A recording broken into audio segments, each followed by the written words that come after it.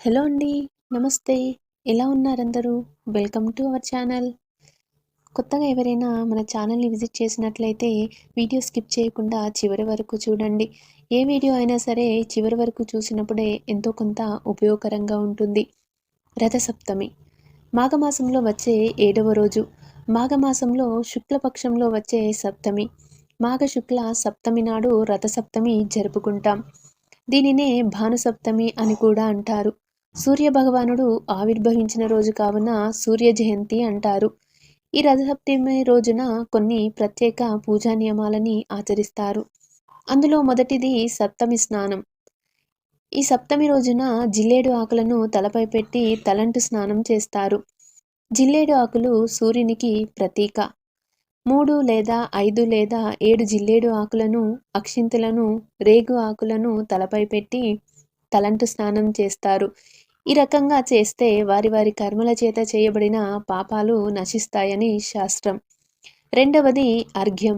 సూర్యభగవానుడికి అర్ఘ్యం అంటే అత్యంత ప్రీతికరం. ప్రత్యక్ష దైవం సూర్యనారాయణునికి అర్ఘ్యం ప్రతినిత్యం సమర్పిస్తే ఆరోగ్యం వృద్ధి చెందుతుంది. కేవలం చేతులెత్తి నమస్కరించినంత చేతనే ప్రసన్నులవుతారు ఆ సూర్యభగవానుడు. స్నానానంతరం ఒక రాగి పాత్రలో స్వచ్ఛమైన నీటిని తీసుకొని అందులో ఎర్రని కుంకుమ, ఎర్రని అక్షింతలు, ఎర్రని పూలు వేసి సూర్యభగవానుడికి అర్ఘ్యం ఇస్తారు. ఎరుపు రంగు సూర్యునికి అత్యంత ప్రీతికరం.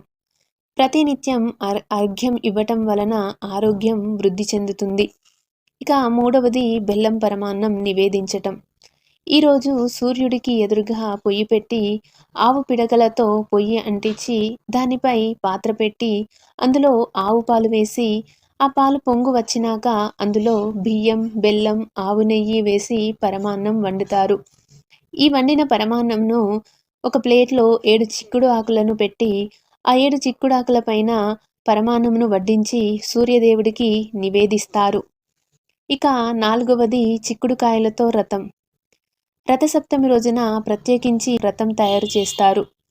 ఈ రోజున 7 చిక్కుడు కాయలను తీసుకుని రథంను తయారు చేస్తారు.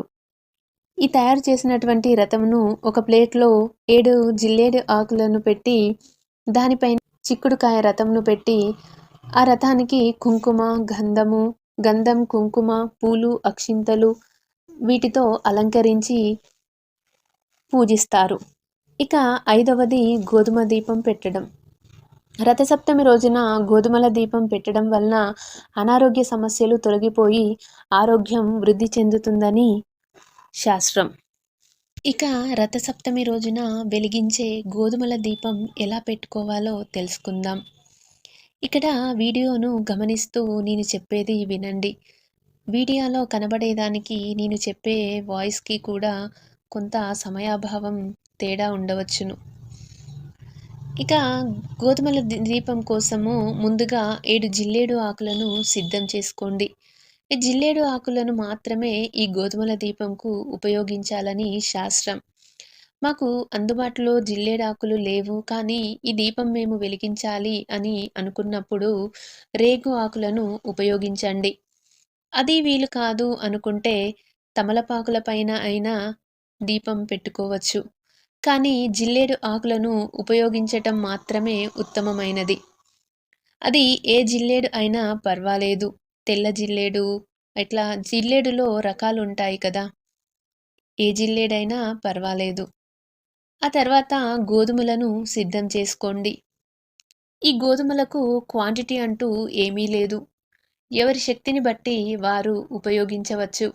అది కేజీ అయినా, అర కేజీ అయినా, 3 గుప్పిళ్ళే అయినా పర్వాలేదు. ఆ తర్వాత ఒక కొత్త మట్టి ప్రమిదను తీసుకోండి. మట్టి ప్రమిదను ఉపయోగించిన ప్రతిసారి కొత్త వాటిని మాత్రమే ఉపయోగించాలి. గమనించండి. పూజలలో ఉపయోగించేటప్పుడు మాత్రము ప్రతిసారి కొత్త ప్రమిదలను మాత్రమే ఉపయోగించండి. ఇక ప్రమిదలలోకి ఉపయోగించే నూనె నువ్వుల నూనె అయి మాత్రమే ఉండాలి. అంటే ఈ దీపంలోకి ఉపయోగించే నూనె కేవలము నువ్వుల నూనె అయి మాత్రమే ఉండాలి.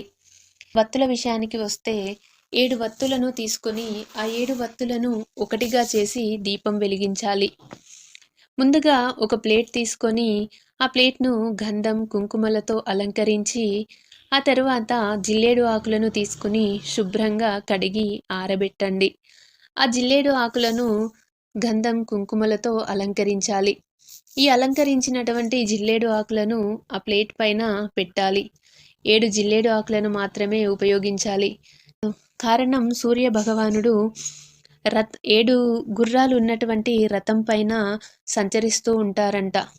దానికి ప్రతీకగా 7 జిల్లేడు ఆకులను ఉపయోగిస్తాము.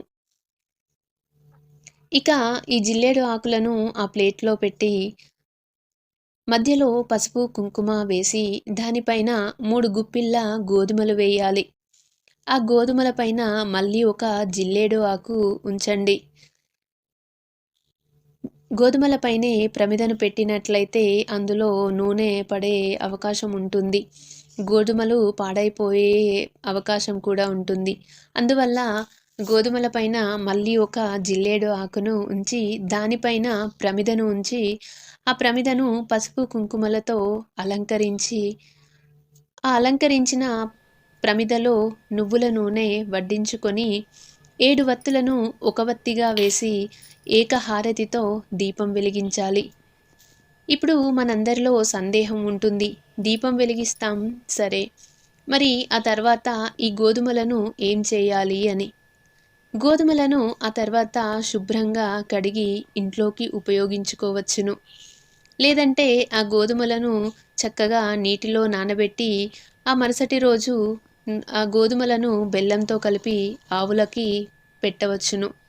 లేదా గోధుమలను అలాగే ఉంచి పక్షులకి దానాగా అయినా ఉపయోగించవచ్చును.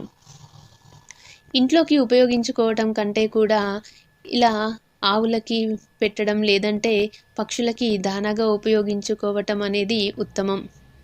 ఇలా ఈ గోధుమ దీపంను రథసప్తమి రోజున వెలిగించిన సకల వ్యాధుల నుండి ఉపశమనం లభిస్తుంది. ముఖ్యంగా అనారోగ్య సమస్యలతో బాధపడేవారు ఈ గోధుమల దీపం వెలిగించండి. కేవలం ఈ రథసప్తమి రోజున మాత్రమే కాక మాఘమాసంలో వచ్చే ప్రతి ఆదివారం రోజున కూడా ఈ గోధుమల దీపం వెలిగించవచ్చు.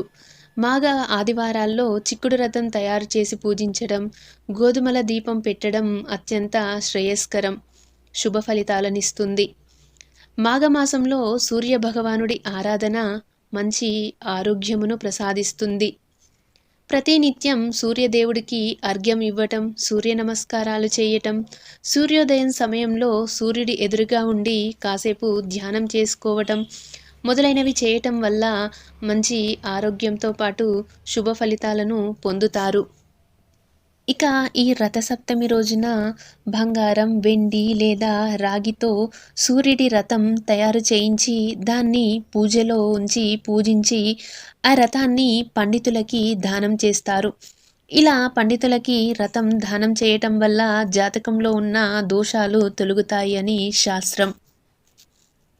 ఆ సూర్యనారాయణుడి ఆశీస్సులు ప్రతినిత్యం మనందరిపైన ఉండాలని మనస్ఫూర్తిగా కోరుకుంటున్నాను.